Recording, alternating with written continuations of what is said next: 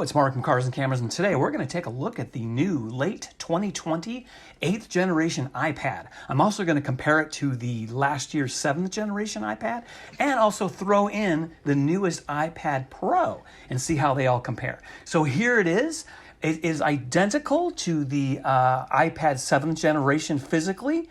What is different in the box, it does come with this new type of cord. It gives you a lightning connector on one side and it's a USB-C on the other side. And it does come with a 20-watt USB-C charger. Okay, so let's go ahead and look at some video here. So this is the last year's model. This is the 2019 iPad 7th generation.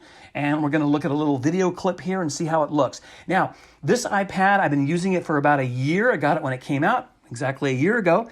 And it served me really well. It was a great iPad. It did really well with videos and everything else. It was a little bit laggy comparing it to an iPad Pro.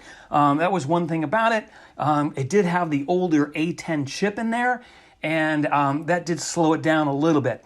Now, I am happy to report on the 8th generation iPad, they do have the snappy A12 chip, and it is way better. And remember, the specs on these two, the screens, are identical, but if you look at the two, you may have to go back and look at the video again, but it looks a little bit crisper and a little bit nicer. It's a little more pleasing. The video on this screen here looks a little bit better. Now, obviously, there's gonna be some variations there, but I am really happy with this 8th generation iPad. I think it looks really good. There was really a huge difference between the iPad 7th generation and the iPad Pro, and we're gonna look at that in a second. But you can see here, it looks really good with these still photographs, and it is playing them off of YouTube, and you can see there's no stutter.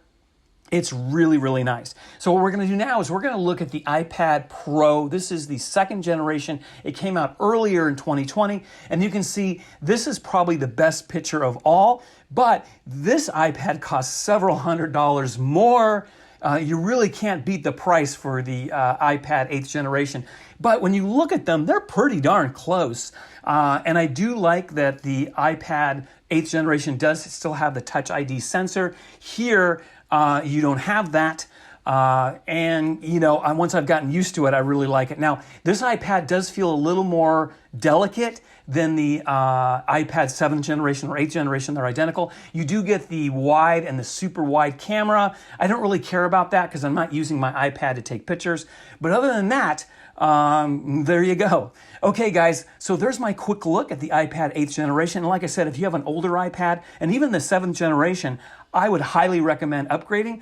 And you can get most of your money back if you do a trade-in through Apple. So guys, be sure to like, share, and subscribe, and have a wonderful day.